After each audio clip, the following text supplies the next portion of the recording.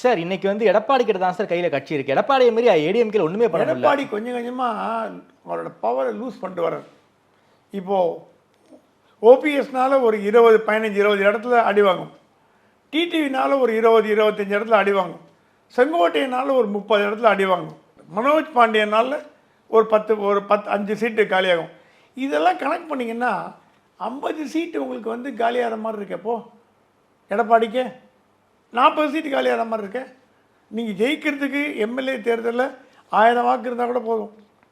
அதனால தான் அமித்ஷா முதல்ல சொன்னார், டிடிவிலாம் டிஸ்ட்ரக்டிவ் ஃபோர்ஸ், அவனை உள்ளே கொண்டு வந்தால் நமக்கு நல்லது, ஓபிஎஸ் சசிகலா கொண்டு வாங்கன்னு. எடப்பாடி மட்டுமே எதிராக இருக்காரே தவிர 2ஆம் கட்ட அதிமுக தலைவர்கள் என்டிஏக்குள்ளே வரதில் எந்த அப்ஜெக்ஷனும் இல்லை.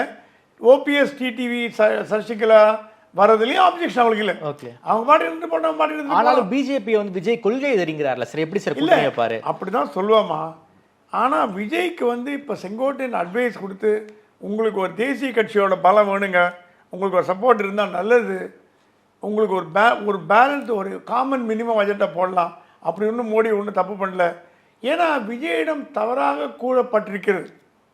விஜய் என்டிஏல வரணுங்கிறது விஜய்க்கு ஆசையா இல்லையான்னு தெரியல. அமித்ஷாக்கு ஆசையா, அமித்ஷாவுக்கு ஆசையா இருக்கு சார். அமித்ஷாக்கு ஆசையா, விஜய்க்கு ஆசை இல்லைல்ல. விஜய்க்கு ஆசையை தூண்டுறதுக்கு தான் இப்போ செங்கோட்டையன் போயிருக்காரு.